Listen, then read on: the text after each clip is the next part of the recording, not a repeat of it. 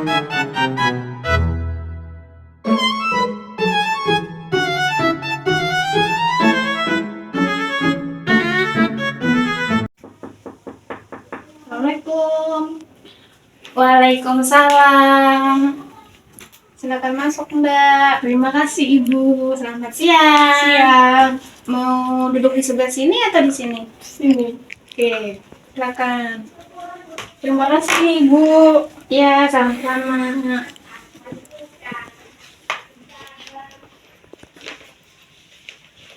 Gimana kabarnya hari ini, Mbak? Alhamdulillah baik. Iya. Oh, ini Mbak Happy yang kemarin ngajak janjian lewat WA itu ya? Iya, Bu. Ya. Kalau boleh tahu, Mbak tahu nomor saya dari mana? Dari teman. Oh, dari teman. Cari tahu sendiri atau rekomendasikan, Mbak? Cari tahu sendiri. Bagus sekali, Mbak. Berarti Mbak secara sukarela ya masuk konseling pada hari ini. Iya, secara sukarela. Ih, bagus sekali. Mbak, sebelumnya nih, perkenalkan dulu. Saya Sally Agustin, yaitu konselor yang ada di lembaga konseling ini, Mbak. Salam kenal ya, Mbak. Oh iya, sebelumnya konseling hari ini, Mbak sebelumnya pernah konseling atau tidak? Belum pernah sih, Bu. Baru pertama kali ini. Oh, baru pertama kali. Kebetulan pertama kali juga sama saya ya, Mbak. Iya, Bu. Berarti Mbak sudah tahu mengenai konseling belum ya? Belum. Belum. Mengenai apapun bagaimana itu konseling, setiap konseling belum tahu ya, Mbak? Belum. Oke, kalau begitu saya izin jelasin tentang konseling dulu ya, Mbak. Iya, Bu. Biar nanti proses konseling Mbak biar paham seperti itu. Jadi proses konseling atau konseling individual itu adalah proses pemberian bantuan yang diberikan oleh seorang konselor, dan sini konselornya adalah saya, Mbak. Nah, kepada klien atau konseling, dan di sini konselingnya adalah Mbak Happy secara face to face, dan tujuannya untuk konseling itu adalah untuk mengenai masalah Mbak. Jadi masalah hari ini kita secara bersama-sama mengetahui atau mencari solusi ya, Mbak, permasalahan gitu. Nah, selain untuk mengentaskan masalah, ada juga nih Mbak tujuan yang lain, yaitu memandirikan klien atau memberikan konseling. Jadi atau misalnya nanti Mbak mendapatkan masalah yang sama, itu Mbak bisa menyelesaikan permasalahannya sendiri. Begitupun tetap harus bertemu kembali kepada saya. Sampai sini ada yang mau ditanyakan, Mbak? Enggak, Bu. Alhamdulillah. Oke, saya lanjutkan ya, Mbak. Jadi di konseling ini Mbak itu harus memegang beberapa asas, Mbak. Nah, yang menjadi kunci adalah asas kerahasiaannya.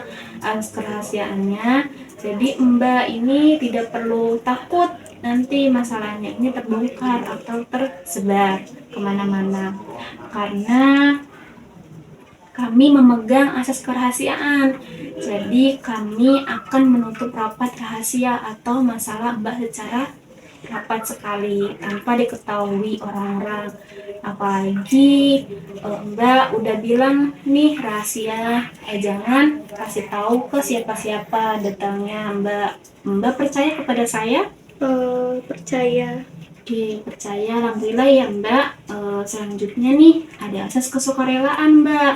Kalau Mbak misalnya udah percaya kepada saya, tadi udah percaya yang Mbak bilang, ada juga asas kesukarelaan. Setelah mempercayai kepada saya harus Mbak secara sukarela menceritakan masalah Mbak kepada saya. Mbak, begitupun saya Mbak. Saya juga secara sukarela membantu Mbak dengan penuh perhatian, memberikan waktu tenaganya kepada Mbak. Jadi begitu. Di sini Mbak secara sukarela atau dipaksa orang lain Mbak? Alhamdulillah sukarela Bu. Alhamdulillah ya sukarela. Kalau begitu Mbak bagus sekali karena Mbak sudah menyadari bahwa Mbak ini butuh konseling. Seperti itu ya Mbak? Iya Bu. Oke, setelah Mbak percaya kepada saya dan Mbak juga sudah sukarela nih untuk melakukan konseling hari ini, ada asas lainnya Mbak, yaitu asas keterbukaan. Jadi saya harap Mbak terbuka secara penuh kepada saya. Apa yang Mbak permasalahkan, apa yang Mbak rasakan, apa yang Mbak bingungkan terhadap hal yang kita bahas hari ini. Begitupun Mbak kepada saya. Biar apa Mbak? Agar bisa secara terbuka juga membantu Mbak untuk menyelesaikan masalahnya. Begitu ya Mbak? Iya Bu. Nah, ada yang terakhir Mbak, yaitu asas bahwasannya keputusan terakhir ada di tangan klien. Jadi nanti hasil akhirnya apakah Mbak menerima atau mau memulai atau dijalankan atau tidak dijalankan itu terserah Mbak. Kami tidak merasakan apapun dan tidak memberikan tekanan apapun, begitupun Mbak. Sampai sini ada yang mau ditanyakan Mbak? Enggak Mbak, udah paham. Paham ya? Paham sebetul-betulnya paham Mbak. Berarti Mbak sudah percaya ya kepada saya. Mbak boleh bisa menjaga rahasianya Mbak, juga bersiap sukarela, siap untuk terbuka ya Mbak. Oke, kalau begitu kira-kira hari ini apa yang mau menceritakan Mbak? Jadi hari ini saya itu ada masalah di organisasi sama di perkuliahan. Di organisasi itu saya ada beberapa kegiatan yang mengikut sertakan saya di dalamnya sebagai penanggung jawab. Tetapi di sisi lain saya tuh pusing gitu karena tertekan Bu. Tertekannya bagaimana itu bisa dijelaskan lagi? Tertekannya itu kayak misalnya ditanya-tanya gitu loh Bu. Contohnya misalnya sertifikat kapan jadi, terus acaranya gimana, terus ini itu udah belum. Jadi ada pusingnya gitu Bu, jadi tertekan. Sekarang saya juga ada tugas kuliah juga. Berarti di dalam organisasi itu Mbak sering mendapatkan kepercayaan untuk melakukan sesuatu ya Mbak? Iya sih Bu. Begitu. Nah, untuk mendapatkan kepercayaan itu sebelumnya melakukan secara sukarela atau paksaan nih Mbak?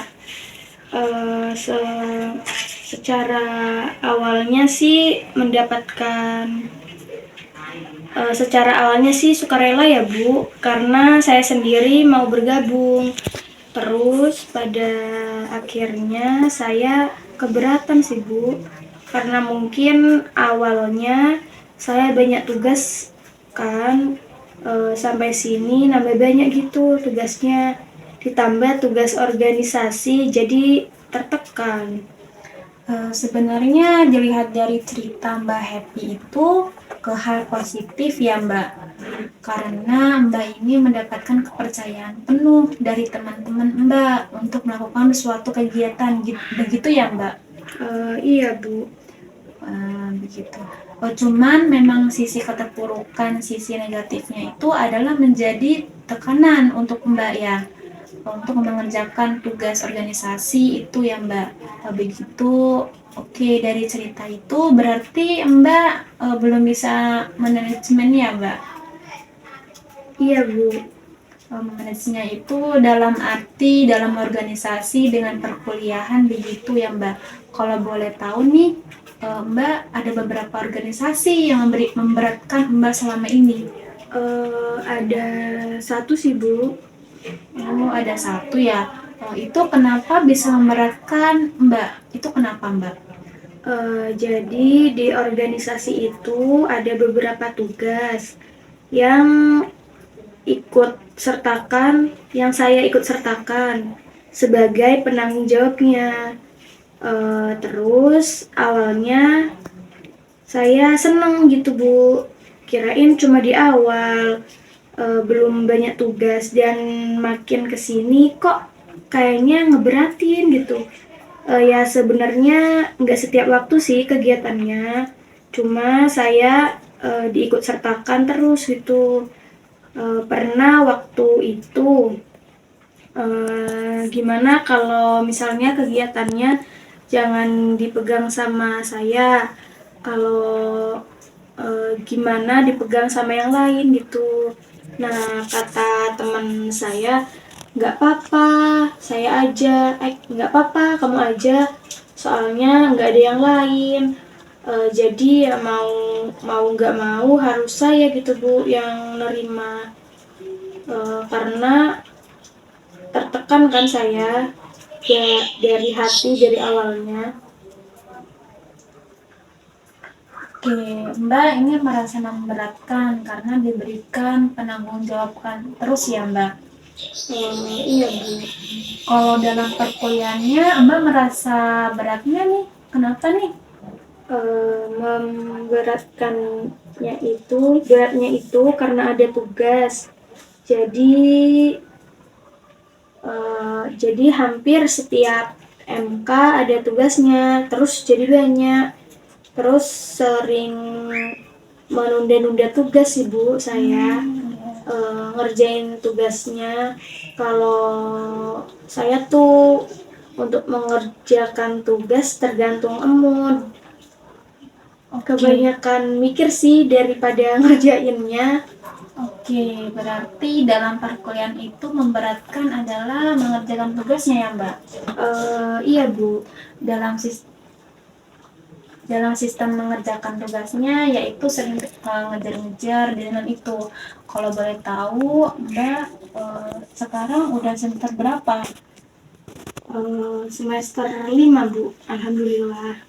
Oh, semester 5 ya. Memang lalu padat-padatnya Mbak di semester 5 ini ada berapa MK ya Mbak? Ada 8 sih Bu. Oh, ada 8. Wah, hebat sekali ya Mbak. Mbak udah mengetahui bahwa Mbak ini adalah banyak sekali mata kuliahnya. Tapi masih bisa mengikuti organisasi dengan begitu sibuknya. Itu ya Mbak. Hebat sekali loh Mbak, luar biasa. Terima kasih Ibu. Oke, Mbak tadi cerita bahwa Mbak ini ada 8 MK yang banyak sekali tugasnya. Begitu ya Mbak? Nah, dan ada satu organisasi yang sangat memberatkan Mbak. Nah, itu terjadi semenjak semester berapa ya Mbak? Kira-kira semester 4 sih Bu. Oh, semester 4. Berarti kurang lebih hampir 1 tahun gitu ya Mbak? Karena semester 5 aja belum selesai ya Mbak. Nah, kalau boleh tahu manajemennya itu bagaimana itu membagi waktunya selama ini sebelum sesi konseling ini Mbak. Terus kenapa baru cerita sekarang Mbak? Karena sudah lewat hampir 1 tahun nih, baru kenapa harus cerita sekarang? Apa karena lalu bertemu tempat ceritanya sekarang atau kenapa itu Mbak? Saya sebelumnya sih karena itu ya, karena sekarang udah merasa kok kayak ini bebannya berat banget gitu, udah tertekan banget gitu Bu. Udah ditambah semester 5 ini tugasnya lumayan, udah berat juga, udah di organisasi saya itu ikut sertakan terus. Dulu sempat bilang yang tadinya saya cerita itu loh Bu,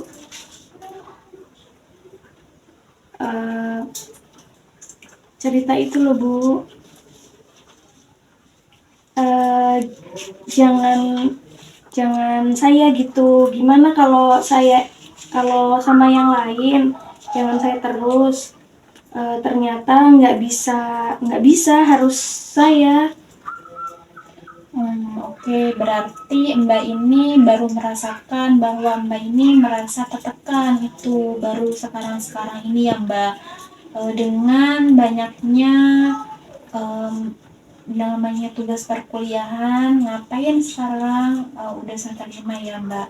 Udah merasakan kritis banget nih masa-masa puncaknya di mana harus aktif di organisasi, juga banyak tugas perkuliahannya, begitu ya Mbak. Berarti kalau misalnya melihat dari cerita Mbak tadi, kemukakan itu mengenai peraturan waktunya ya Mbak. Oke, kalau gitu saya izin ngambil kertasnya sama pulpennya ya Mbak untuk menulisnya apa yang menjadi kendala atau hambatan bersama Mbak kuliahnya. Sebentar ya Mbak. Iya Bu.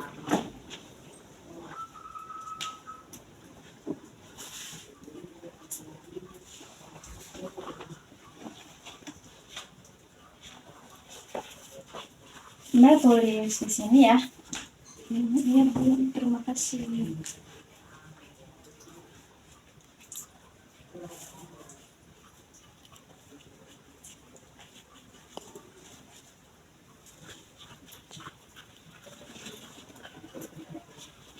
Mbak boleh menceritakan di situ ditulis ya, mengungkapkan.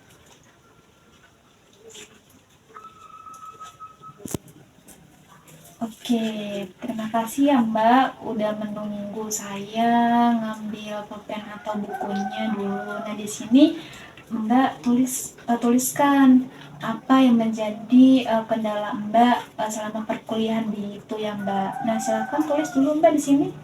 Iya Bu, terima kasih.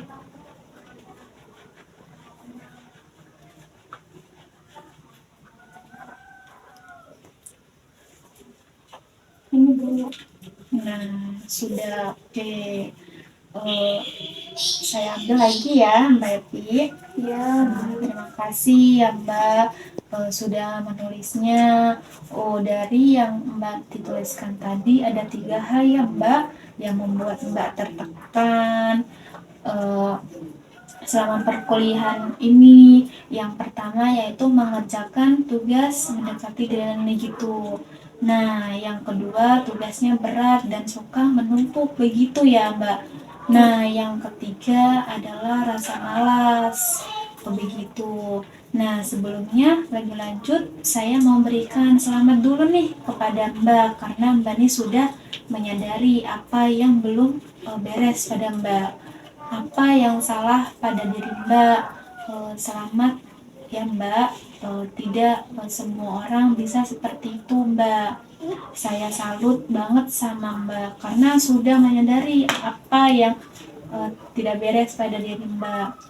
Nah, ada 3 hal yang belum kalau kita urutkan Mbak ya. Sepertinya yang paling utama di sini adalah rasa malas Mbak dalam mengerjakan tugas begitu ya Mbak. Nah, barulah disusun alasannya adalah mengerjakan tugas mendekati dengan tugas yang berat.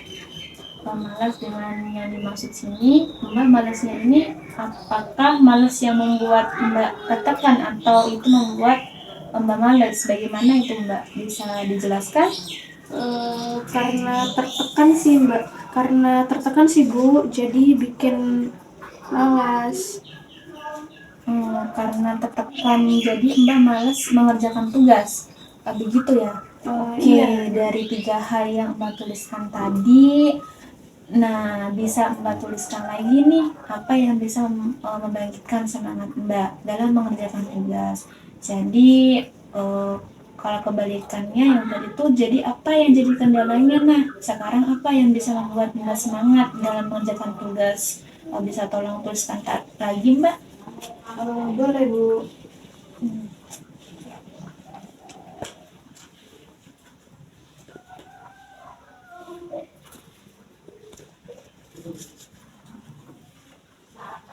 Saya ambil dulu ya Mbak. Iya, iya Bu. Oke. Silakan, sudah ya Mbak. Terima kasih. Nah, di sini Mbak menulis ada 3 hal yang bisa membangkitkan semangat Mbak dalam mengerjakan tugas. Begitu ya Mbak. Di sini yang pertama adalah fokus. Yang kedua adalah teman yang saling mengingatkan. Yang ketiga termotivasi dengan teman yang sudah mengerjakan tugas. Tampaknya pernyataan 02 dan 03 ini berkaitannya ya Mbak. Kalau melihat dari pernyataannya nomor 1 Mbak, yaitu fokus. Fokus ini bisa ngasih Mbak dilakukan melihat Mbak ini banyak sekali tugas mata kuliah, lalu Mbak juga sibuk berorganisasi berarti. Agak susah sih, pasti sibuk. Berarti kalau begitu yang pernyataan fokus ini kita kesampingkan dulu ya Mbak. Kita lihat pernyataan 02 dan 03. Sepertinya berkaitan nih Mbak, yaitu teman yang mengingatkan dengan termotivasi dengan teman yang sedang mengerjakan tugas. Maksudnya bagaimana nih Mbak? Bisa jelaskan Mbak? Jadi saya ini berpuasa.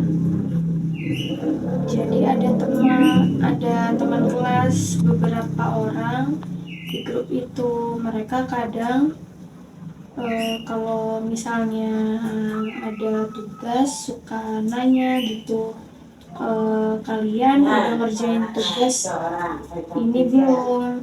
Jadi ada teman yang jawab,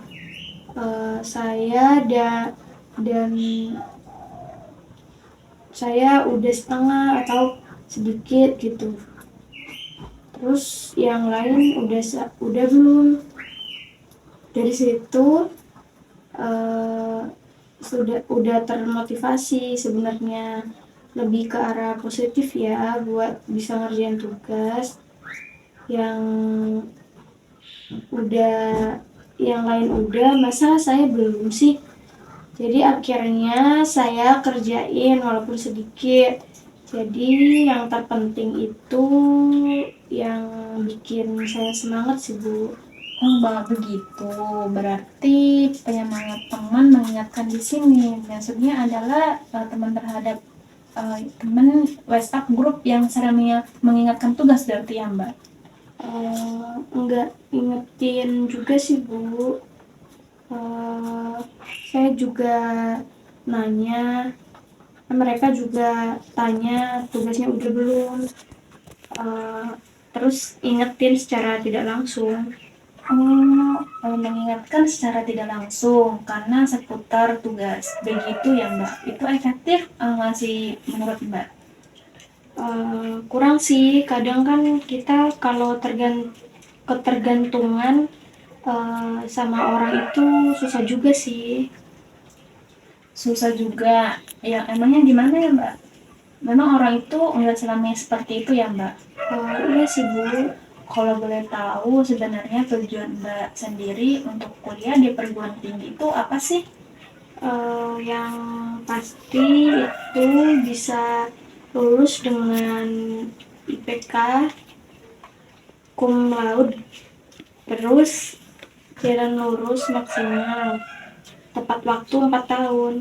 Oh begitu ya Mbak. Jadi Mbak ini tujuannya utamanya untuk kuliah itu adalah mendapatkan IPK, predikat cum laude atau lulusannya tepat waktu itu 4 tahun ya Mbak.